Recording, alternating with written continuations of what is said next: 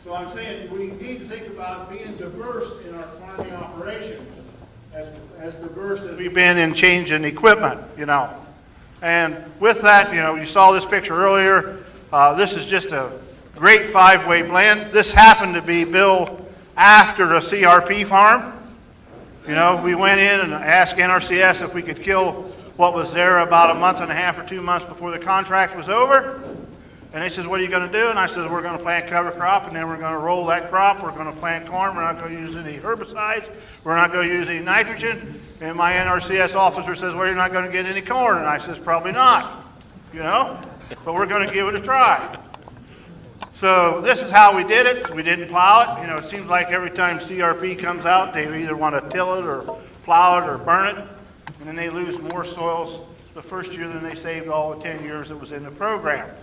So this is what we did, and here we are in the spring, rolling that cover crop, getting ready to plant into it, you know. And there's what's left, you know, there's the hairy vetch, the purple flower. You know, if you visualize back in the 80s when everybody had that thag carpet in their living room with your toes went in and it was about 3 or 4 inches deep, well, that's just about what that field looks like, you know. And we've got lots of things going on. We've got beneficial insects coming because we've got flowered things there. We got the soil covered. We're keeping it cool. We can plant into it, you know. It's not a problem. I go to Iowa and show this picture and they say, my goodness, he says, there's no way you can plant through that. You know, it's got to be brown. It don't have to be brown. Just learn how to make this piece of equipment work. And there it's real simple. A fluted coulter running about 1.5 inches deep in the soil, seed disc running about 1 3/4 to 1.5 inches, and rubber press wheels, you know. If you would like to have row cleaners, hydraulic down pressure, all that stuff, call me. I got it in the shed, you know. Be happy to let you see it, you know.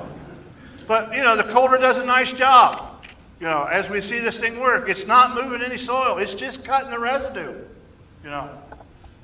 And behind, look at the planter. There's no soil being moved, you know. This happens to be a 15-inch planter, but we're planting 30-inch rows, so that's why you see the little green sticking to those every other wheel. But we're accomplishing what we want, and no soil's being moved, so we're not losing anything. No dust. Guess what? That soil's 58 degrees. In 4 days, that corn's up. We don't have to worry about it. Can you cut the residue? You know, yes you can. You know, doesn't that look nice? I mean, you couldn't cut it any better with a pair of scissors. You know, but there it is again. And this is laying over the seed trench, so we don't have to worry about, I don't worry about closing as much as I need to, because I got this cover there, holding the moisture there, keeping that from the shrink itself happening, so it don't uncover the seed. You know, works really well. Again, you saw this picture. I love this picture. You know, there's 3.5 inches of thatch or 3 inches of thatch. 5 days after the corn's planted, first true leaves are coming out. And look how dark green they are, Bob. You know, does it need anything right there? Absolutely not. You know, here it is a little later. You know, it looks ugly. You know, my conventional neighbors are just having fits with my landlords. My, look at that mess David's got. If you just rent us that farm, we'll make it all brown and pretty, you know? Well, I got news for him. We got to make it look good, you know? Again, there the corn is. You've seen this. This is a picture I wanted to show you. We spent a lot of time trying to help all the people in our community. We have a day in August that we invite people to come just to see the farm. This happened to be in June. This is a bunch of new employees from NRCS. We train 3 times a year to NRCS employees. And here they're walking the field, and you see that guy with a shovel. We give everybody a shovel so they understand how to use it, you know? And they look at this corn, and this corn has not had starter fertilizer, has not had herbicides on it, and has not nitrogen yet. But look at the color of it. That's what I wanted to show you. Look how dark green it is, you know? Yes, we can do this. You need to do it at a small scale as you're starting and learn how to adjust to it and reduce your nutrients, you know? You don't have to bite the bullet and throw it all away. Just do it a little bit at a time and learn how you do it, you know? We talked about soil temperature. You saw this morning, you know? Here's the field we didn't roll. The corn struggles a little bit until it gets up to see the sunlight. It gets spindly. That's why we like to roll it. Lay it down flat. When it first comes up, we don't have trouble with it, you know. But there's my neighbor's soil, you know. Which one of those pictures would you like? You know, would you like this one? You know, or do you like this one? Look at the crusting soil. Look at that leaf beside that temperature gauge. It's yellow. Guess what? If I was looking at that field, I'd say that field needs nitrogen. You know what it really needs? Is an anhydrous toolbar with no tank hooked to it and just add air to the ground. You know? It's going to increase the yield. It's starving for nutrients. That ground's crusty. It's hard. You know? Oh, here's what I love. When I like to go up to Lake Erie, you know, I get my big earthworm out and we go up and catch a 30-pound bass. You know, it's no problem. Got plenty of worm on the hook. You know, 18, 20-inch earthworms. Guess how deep the holes are, how big and round they are. They're like a writing pencil. The water will go in, you know. You're not saying anything. That's all right, you're doing fine. Oh, okay.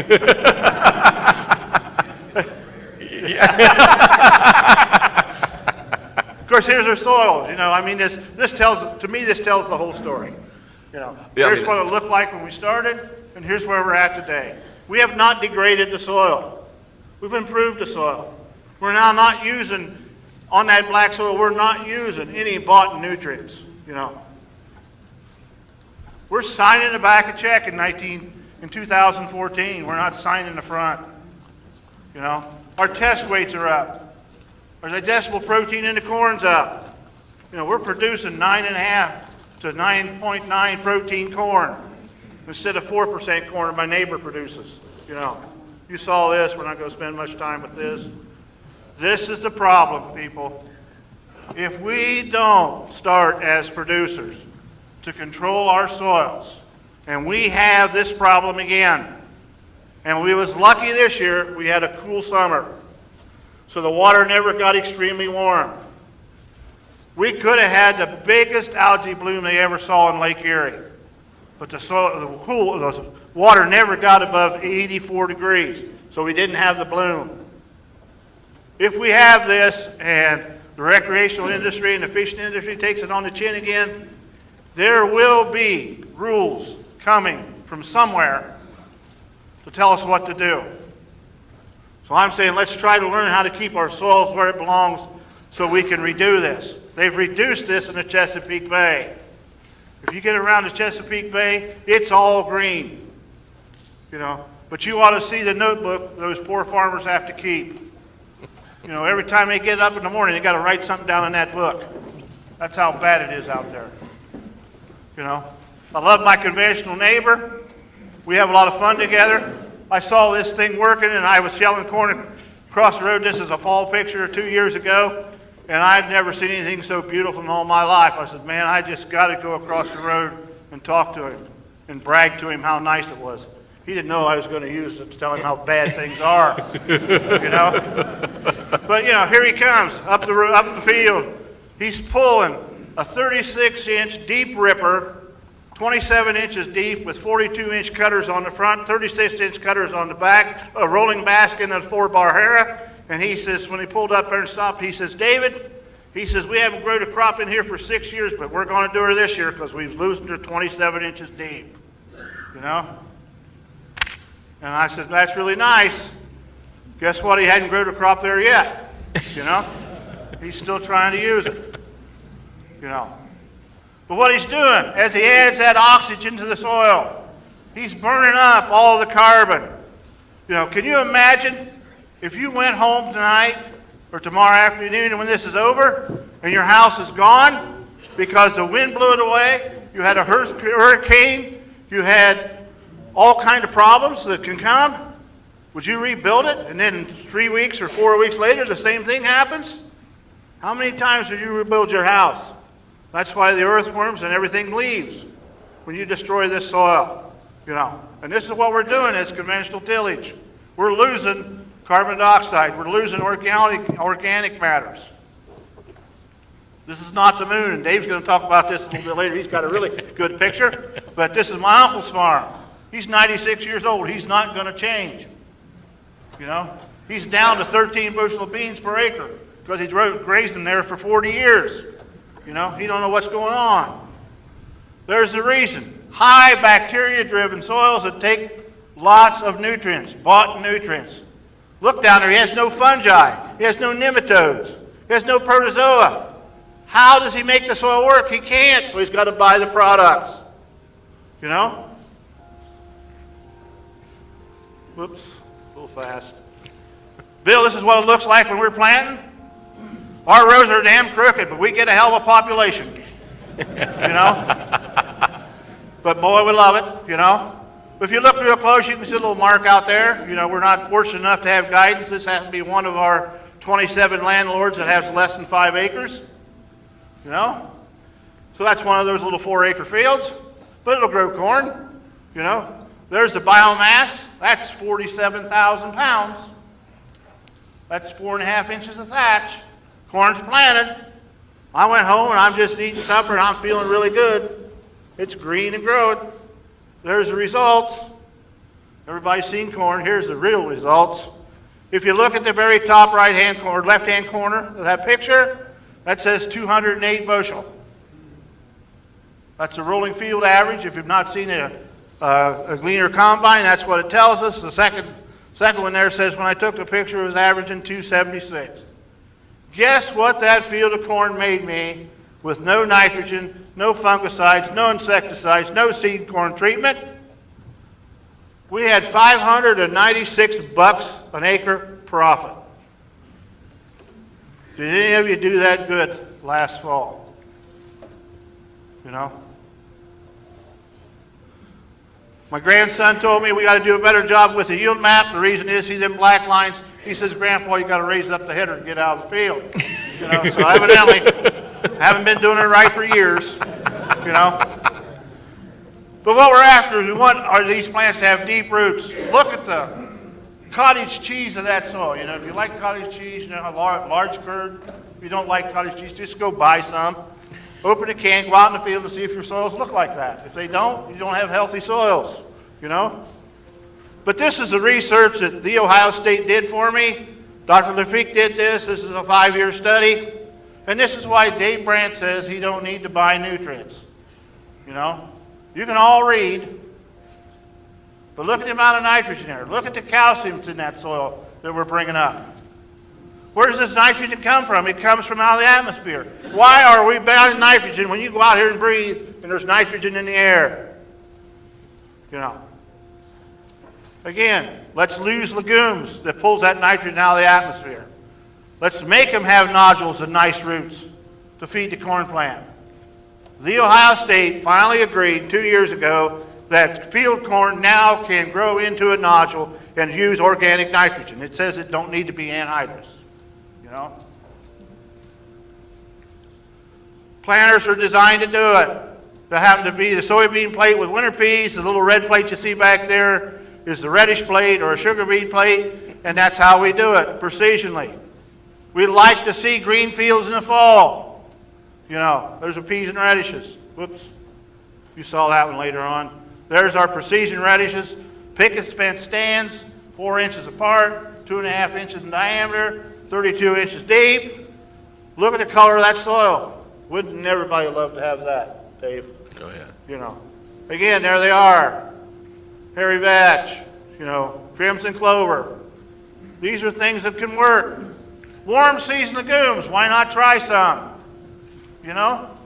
You know, we know that the cool season legumes won't grow in 80, 90 degree weather. Do you inoculate your peas? We inoculate everything because the soil's never seen it before. You must have the right bacteria. Sun him. This is a great story, and then we're going to switch and let Dave talk. But I got this about 15 years ago at a meeting like this. A nice colored fellow stood up from Africa, and boy, he was a-talking, and he was like Dave. He could really tell you the stories. And he was showing me this stuff, and they planted it, and a week later it was 1 foot tall. A month later it was 8 foot tall. A month later it was 24 foot tall. Stalks had 4 inches in diameter. He dug them and had nodulation the size of tennis balls. Can you imagine a piece of inoculant, nitrogen-fixing inoculant in the soil as big as a tennis ball? I fell in love, you know? So I called him and I said, can you get me some of that? And he said, yeah, so he sent it to us. So we planted it in August, and this was in September, and there was about 9 or 10 guys come to visit me, and they wanted to see this sun hemp, and we're standing out in this field, and we're digging, and we're laughing, and we're having fun, and more laughing than we should be, and all of a sudden, 2 state patrols and a deputy sheriff comes roaring in the field, slaps on the brakes, jumps out of the car, guns are pulled, come out in the field, and he says, who owns this? And I said, I do. He said, what is this? I says, it's sun hemp. He says, what do you do with it? I said, look here, and I was showing him dig it. I said, take this shovel, dig this, look at these nodules. Look what we got. He said, sir, you know what this is? I said, yeah, it's sun hemp. He looked at me and he says, are you smoking it? And I says, could I? You know? Wow. You know? What a chance. You know? One more slide here before we get, you know. These are the amounts of nitrogen we found on our farm because we could not find a university that could tell us how much pounds of nitrogen these plants would produce in the soil without burying them. Every time I called a university, they said you had to plow it in to get the nitrogen benefit. You know, when you don't own a tillage tool, it's tough to plow. So we did this for 6 years, and this is what I've determined we can do with these legumes. So just imagine, we got sun hemp and cowpeas, which is a warm season legume, which should be planted after wheat. They won't work after corn and beans. It's not warm enough.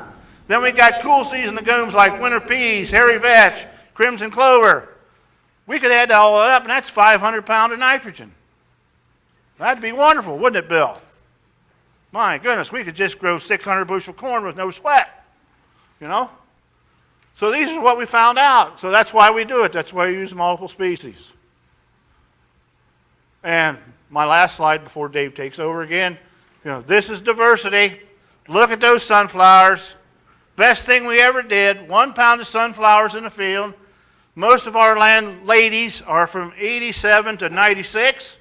They have a hard time getting out. Do you know what you do? You put 6 of them in a mason jar once a week while they're blooming, knock on the door, smile at them and say, have a nice day. Have them put them on their dining room table, and they love you. You know, guess what? We're getting a lot of 86-year-old landlords calling us, wanting us to farm. Another side benefit. So I'll turn things over to Dave and let him go from here. We just rolled them. And they are a great beneficial insect bringer because they are blooming. We've never had them cause a problem with seed the next year. You know, if they do make seed, guess what? The birds come in the fall, and it's really great. They take care of it. They take care of it. I actually got one of these funny little ear things. Oh, yeah, all right. And then, boy, well, that was great. I was ready to just let you keep rolling on. No, I want to hear from you. Well, I'll let them sort of switch. I got a few slides together, but what Dave's just walked you through was kind of like a mini version of the course that he and other farmers like him gave me when I was going around the world to try to interview people about how to restore and rebuild fertility to land. And Ann and I are working now on a new book that picks up from your last slide in terms of looking at whether or not the micronutrient and phytochemical concentration or density in foods that are grown using these kinds of techniques are actually higher than those grown conventionally. And if anyone has data out there, feel free to share it with us. We're in the data vacuuming up mode. Because one of the things that you mentioned in terms of getting the Ohio State out to work on those problems on your farm, has struck me as interesting. One of the most interesting comments I've had in going around and talking about 3 books on soil at universities is I'll often get the sort of, you're not at a land-grant university, are you, comment. And there's a real dearth of system-level studies looking at the effects of combining no-till with cover crops with diversity. You look at studies that have looked at, say, like carbon buildup in soils. And the meta-studies, the studies of studies that review studies to look at the effects of, say, no-till, will come up with various results. Not building carbon, building a lot of carbon.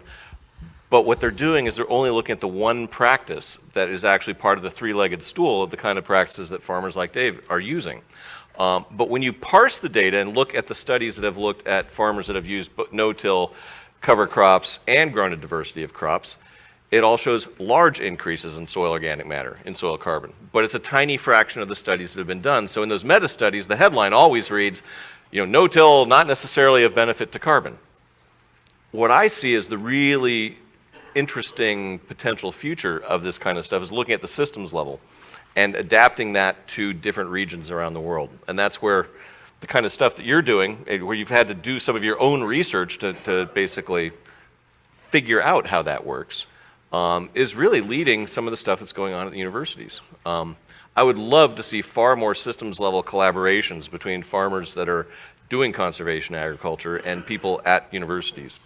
I got asked not too long ago to help start a regenerative agriculture center at the University of Washington, but there's only one problem. We don't have an ag school. We don't have a crops department. We don't have a soils department. We have people in the geology department thinking about soils. And when I told my dean that I'd be glad to do this if I could hire like 10 or 12 people, I was kind of told, go out and find the money.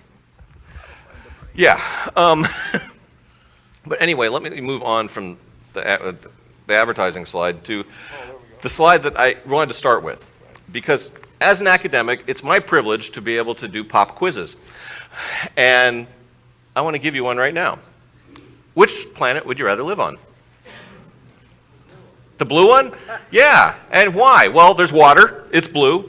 There's air. There's an atmosphere. But there's a third thing that we always forget about at a high policy level: the soil and maintaining the fertility of the soil. Those three things are what makes Earth habitable.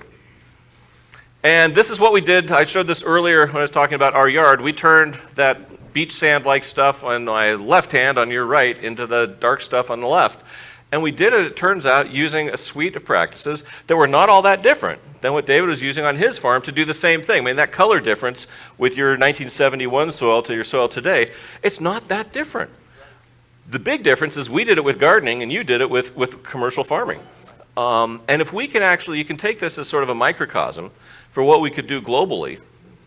We've turned the dark stuff into the light stuff through our long history of agriculture and our embrace of what we now consider conventional agriculture. We need to figure out how to turn it around and do it the other way. And that's where people like David have shown that it's actually feasible. It can be done. I've had discussions with very high-level policy people in the Obama administration about whether or not you could actually replace Haber-Bosch process-produced nitrogen with biologically fixed nitrogen, and was told flat out it was impossible to actually do enough to make a difference. And then I go visit somebody like David who shows me that, well, not only is it possible, he can show me that he's done it. And as a scientist and as an empiricist, that kind of thing intrigues me, because if somebody can show me that something can be done, then I'm not willing to listen to somebody who will tell me it can't be done. What I want to know is, how did you do it? And how generalizable are the principles behind those practices? What could you take off of your farm and go to your neighbor's farms, or take it to Central America, to coffee plantations, or take it to Canada or other places? And that's where I think we've got an absolutely huge opportunity in the academic world, is to actually start studying the practices that integrate at a systems level to practices that will rebuild soil fertility, and figure out how to adapt those practices to different regions around the world. And I think to do that, what we've got to do is basically look to the farmers who've already demonstrated ways to do it and build off of their lead, and to try and actually bring some of the sort of the rigor of science to the rigor of observations and empiricism, that doing something and showing that it works demonstrates that the theory is not simply a theory. It's a solid idea.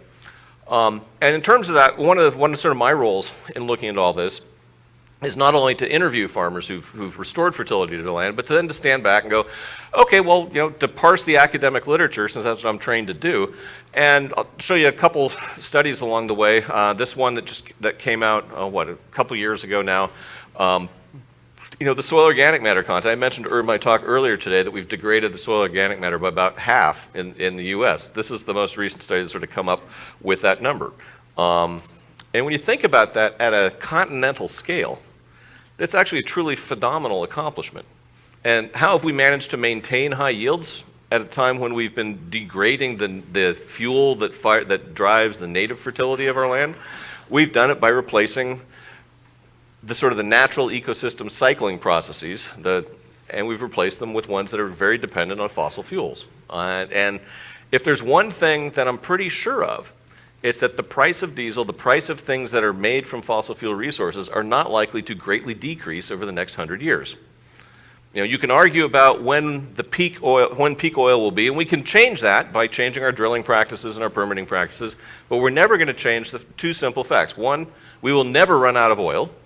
Economically, we will never be able to harvest it all. There'll be some that will always be uneconomic to remove from the ground. And the second thing is that there's a finite supply on the planet. Those two simple facts are going to shape the economics of fossil fuel use over the next 100 years, whatever we do about climate change.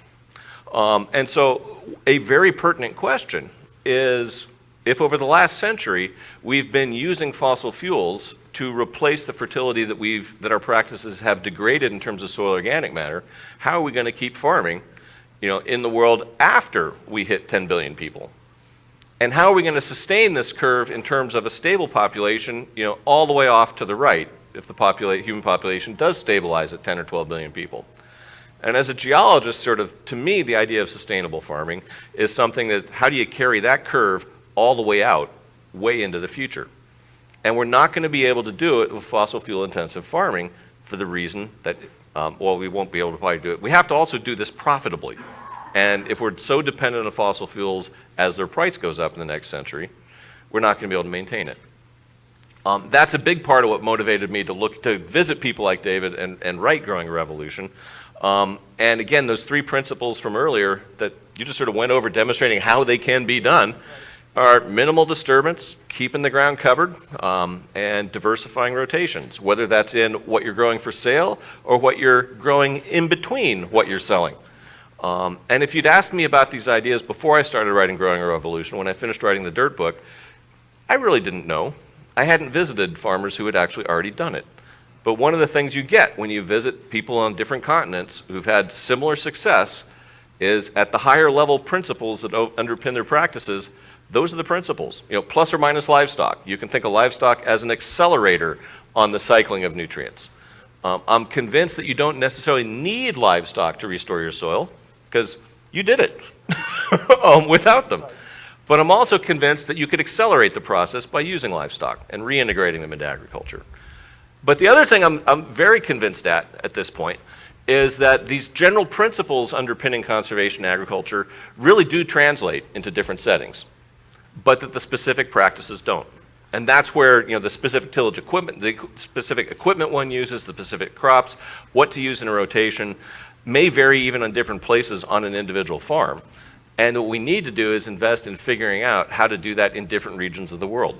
And the places that I visited where I saw transformational change on a regional basis were places where the examples of demonstration farms and individual farmers had actually spread and had great impact on their local communities. People who had figured out a system that worked for the soil, the climate, the crops, the culture, and the technological sophistication level of these different regions. That was the challenge. And it's from people who have tried and made, I presume you made a few mistakes along the way.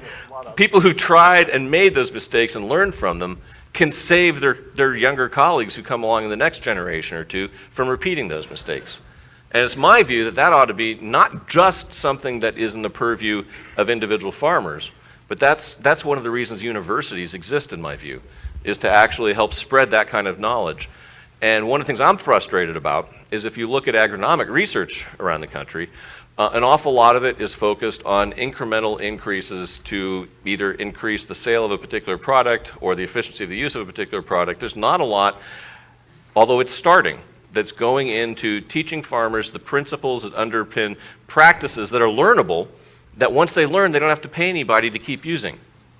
To me, that the intellectual transformative potential of what people like David have been showing lies right there. It's the example of, teach a man how to fish. That parable is something that I think I would really like to see cloned, and I'd like to see universities embrace and engage in, and do the rigorous science to try and figure out how you would translate that and spread it. Because there is a challenge going from an individual farm to a whole region. But that's a challenge I think we should embrace. And we should embrace it both on the practical level and an intellectual level. I really think that, what we're showing you here today, it's a way that, don't do it like David does it, but take the theory of what we're doing. The theory works no matter where we've been. I've been pretty well over the United States, and I've been overseas a couple times. And the things we do here, they can do over there. It's just maybe changing the species to make it work, you know. And you have to try these species because, you know, lots of times you'll find one. Like we tried to find crimson clover 10 years ago, and when I brought it to Ohio, I remember I talked to my agronomist and I talked to my agriculture extension agent, and I says, will this grow here? Well, absolutely not, David. The book says it won't grow north of the Ohio River. Well, guess what? It does, you know. Now, it may not be as prolific or it may not be as nice, but it's a different root. We have to learn to put these different roots in to do the things we want them to do because they all give off a different enzyme in the soil that breaks down nutrients that's been unavailable and makes them available. Yeah, and that was one of the real light bulb moments for me, having been trained in soil science long ago in graduate school, and thinking about, well, what makes for fertility? The idea that the biological part of fertile soil could unlock some of the micronutrients that are in the mineral part of the soil and preferentially mine them and unlock them and bring them into biological circulation was something I hadn't been exposed to. And I know it was a thrill for me when Dave came to the farm. He was there, I think, about 3 days.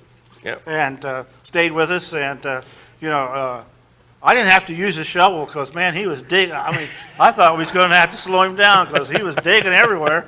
And he was so excited the first day, I don't think he slept very much that night, you know. But these are the things I think that we can do as producers to help our society. I mean, to me, we even call our banker up. You know, if we got a really good-looking corn crop and we want to brag and it's got cover crop in it, call him up and have him come out and look at it, you know. And then go down the road and point to the neighbor and say, look what that idiot's got. He ain't got nothing.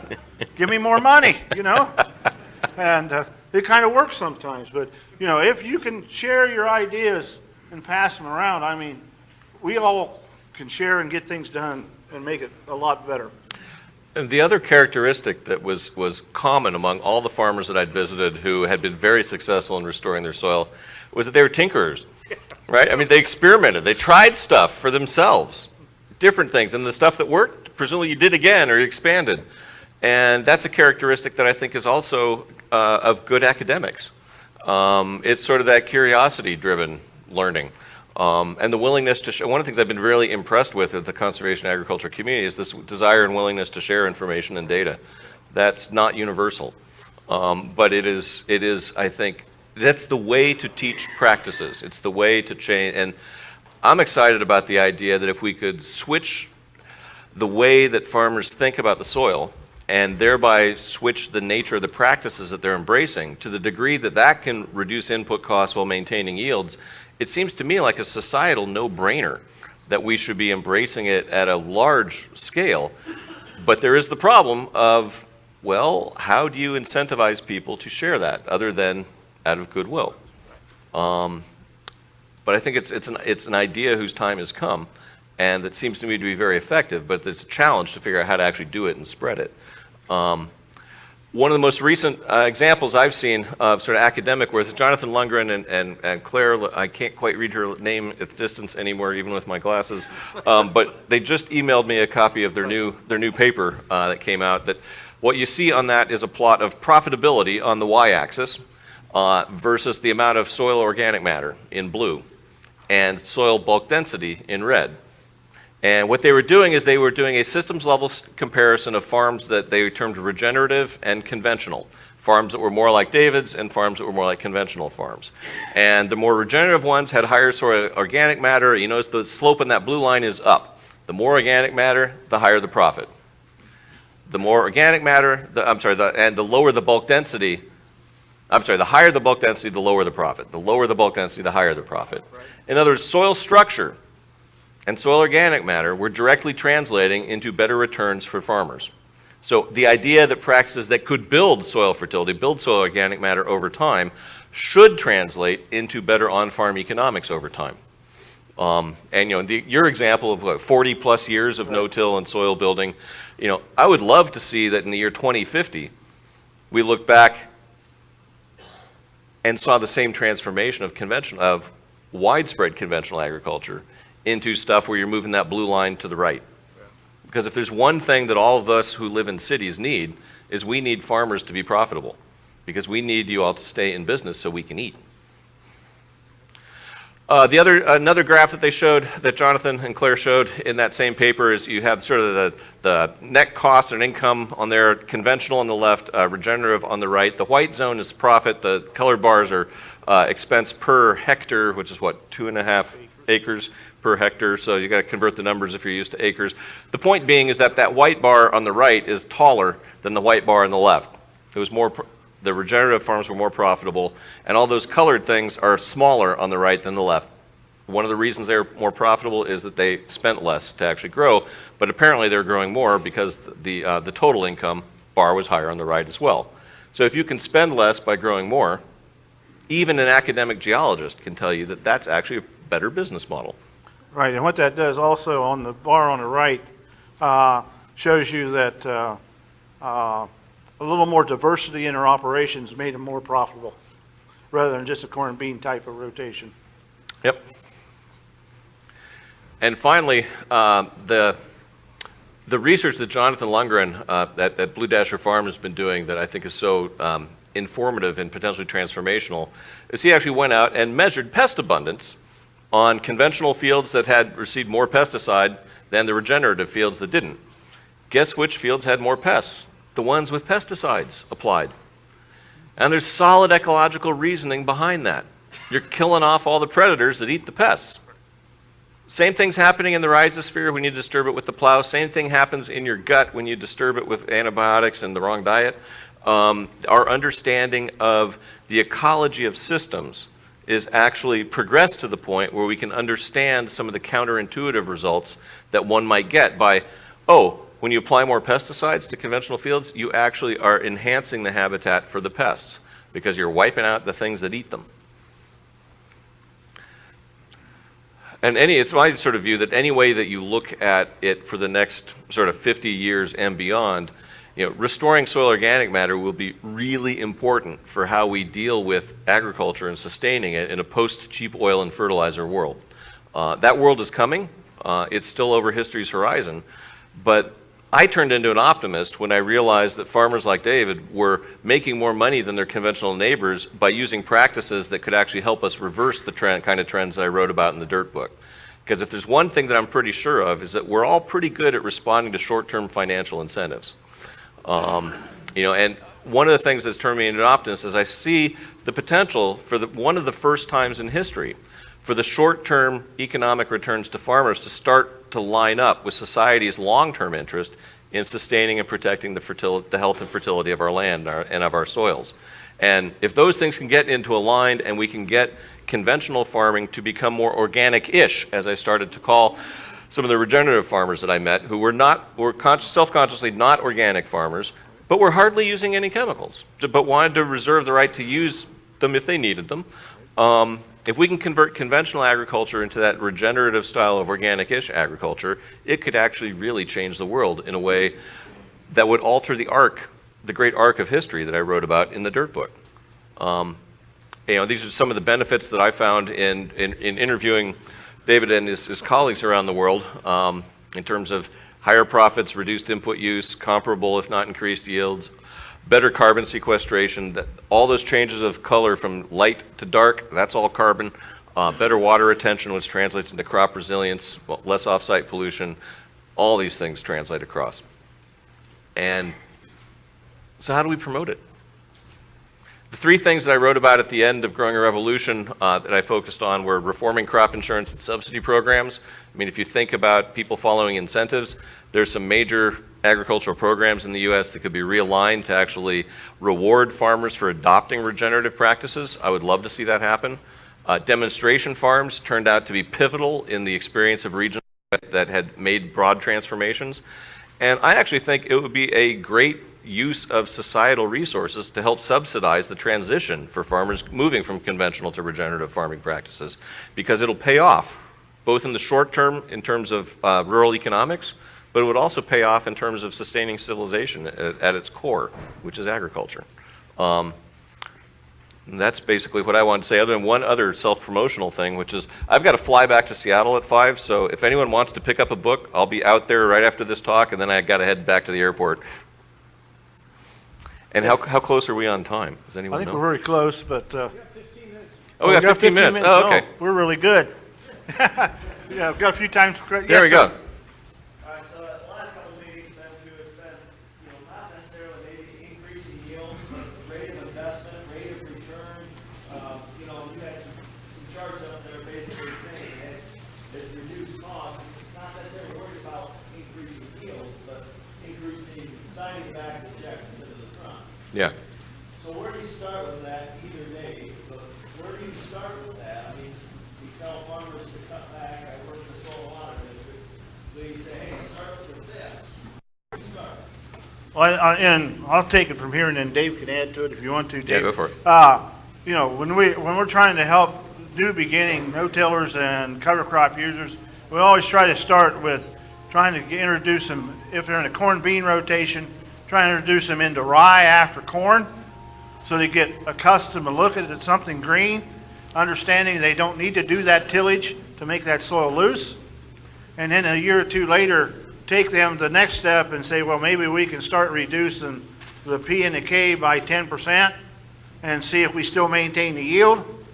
Because I think that's how we do it, and then try to convince them that there will be better results by stretching the rotation to a third crop at some point. And that don't have to be wheat. It could be some other type of small grain or something to work into that situation, Because I think sometimes you have to look around at what's in your community, what's going to work, what would work in your community. I mean, if you're the only farmer in a 90-mile area, you used to grow pumpkins, because that just ain't going to work.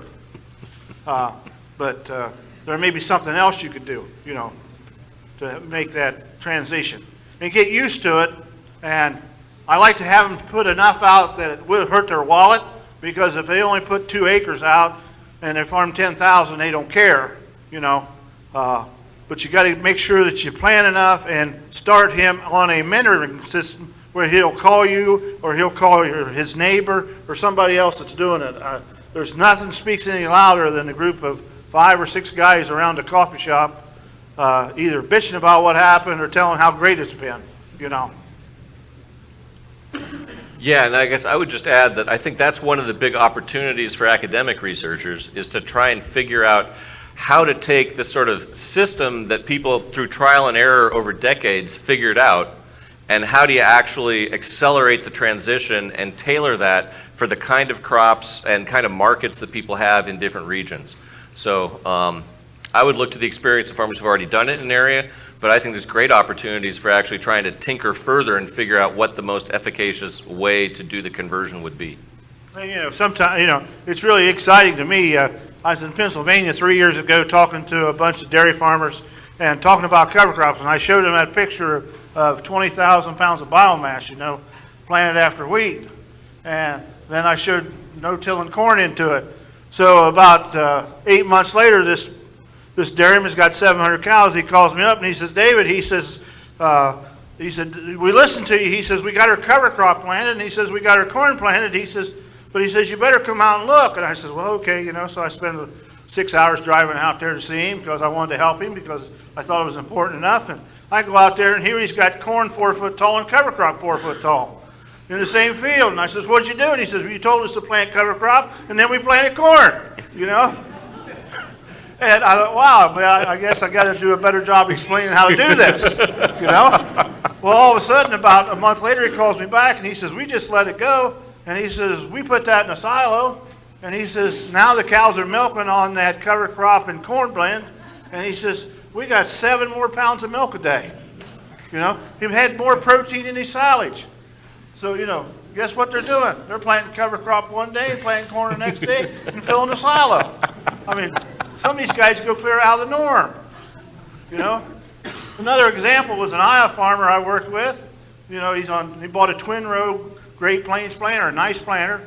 So he's planting 32,000 plants in twin rows, And he calls me up and he says, I'm going to send you a picture, David. And I said, fine. So he sends me this picture.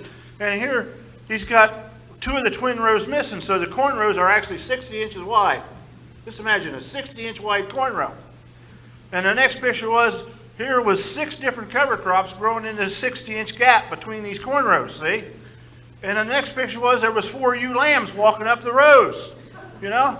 And I said, what are you doing? He says, well, we're trying to produce lambs and grow corn. And he calls me back at harvest time and he says, that 60-inch corn produced the same as our 30-inch corn did. And we got, I forget what it was, 1.5 tons of lamb per acre feeding them in between the corn rows. I mean, some of these guys just take it clear off the scale when you're talking to them, you know. But that's what it takes. You have to think outside the norm. I mean, it's real easy.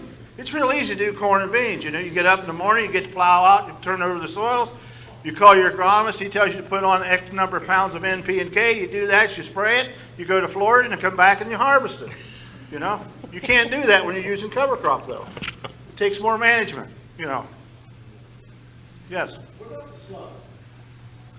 I think it's a manageable tool, but you just have to learn how to manage them. You know, if you got slug pressure, I think you need to leave that cover crop grow a little bit. Maybe delay the planting till that soil warms up enough. If that corn plant, you know, the slug will not work on that corn plant if there's something else green and growing. If it's actively growing, it'll grow out of the damage. What happens with it, the soil gets cold, the corn slows down, guess what? It eats all the leaves. You know, how much damage does it take on a corn plant? I've seen hundreds of acres of corn in our farm that look like a cigar. As long as I got one green leaf coming out of the top, it's still going to make some yield, you know. But everybody gets excited when they find one little radish or a leaf hole in the leaf with the slug. We've gone from slugs in the spring to snails on. Yeah, I've seen corn, right. But you got to get your beneficials there. You got to quit. You got to think about quit using insecticides, fungicides, neonics. You know, neonic will stay in a slug. Guess what happens? When a crabbit beetle or a lightning bug bites onto a slug, the neonic that's in that slug will kill the beneficial insect. You know? Now, it's going to take a couple years to get there to have enough, but you need to think about how you're going to do this. You know, to me, a slug is no different than why did you replant that corn and when it drowned it out? You know? I mean, guys will replant corn, conventional guys will replant corn and never think about it. Well, I give them a cover crop and the slugs eat it and they're done, you know? Yes, sir. Dave, Brandt, in your situation of not knowing for sure how much you told your neighbor who's in conventional tillage, how well things are going on your side, do you see any movement on his side to change his practices and more conservation or not? I think we're eventually seeing some of them come. You know, our directly neighbors that touch our soils not, but the next farm over, you know, maybe he's 1,000 feet or 2,000 foot away, they're starting to use covers. You know, I think some of the movement's coming, and I think it's going to come right along. It better be slow because there's not enough cover crops produced if it catches to get everybody supplied. So we need to have it grow slow and not fast, you know. Yes. David, Montgomery, talk about the importance of organic matter that you learned when you were overseas, working with some of these folks that are doing over there. Yeah, I mean, the sort of a common element that I found on farms that had rebuilt fertility was rebuilding soil organic matter. The baseline against which they're doing it is different. I went down to sort of the coffee region in Costa Rica, up in the highlands on the central spine of Central America, and was astounded in looking at the rivers through there. They all flow orange. Then you go and you look at the coffee plantations, and the soil is orange. They're oxasols for the soil scientists, and they're basically iron-rich. They're nutrient-depleted. And you look at some of the farms, and there's no topsoil. It's subsoil to the ground surface. You then go into the jungle, 6 to 12 inches of rich black soil shot full with mycorrhizae. That's the soil they started with 100 years ago growing coffee in. They don't have it anymore. So some of the farmers I visited are doing things like using biochar. They're going into the forest to gather mycorrhizae. They then inoculate a nutrient-rich solution with biochar, and they're basically doing large-scale inoculation of their soil to try and start rebuilding some topsoil. And some of the people I visited were having very good success with that, but it was a minority. And in fact, when you point out to a surprising number of people had no idea that the soil in the forest was what they had once had. I mean, it would just seem obvious to me, but there's a real problem in terms of long-term land degradation that we just don't know what it used to be like. Some of the people that I visited, I mean, you've brought your organic matter back up to, I think, comparable to or higher than the native forest. Gabe Brown has done something similar with prairie soils. Neil Dennis did that up in Saskatchewan. So the people I was visited in Africa had also brought their soil organic matter back up to about 4 or 5%, which is comparable to the native forest, whereas the long-term slash and burn agriculture, where once you stop moving it around, if you're always slashing and burning on the same piece of ground, they've driven their organic matter down below 1%. And you get that in the tropics, and you basically are just taking the knees out from under fertility, at which point you are utterly dependent on inputs for yield. And if you don't have any money to buy inputs, you're in a bind. So you can think of the common currency of soil restoration as organic matter. And there's different ways to actually rebuild it. And you could even argue that in many circumstances, at least initially, you're going to need some nitrogen fertilizer, because if you're putting carbon back in the ground, you need to get some nitrogen in there to build the organic matter. So, it's not sort of this simple conventional versus organic argument that we usually have about agriculture. There's a lot of contingency to time scale and place and how you think about it, but the common element was rebuilding soil organic matter.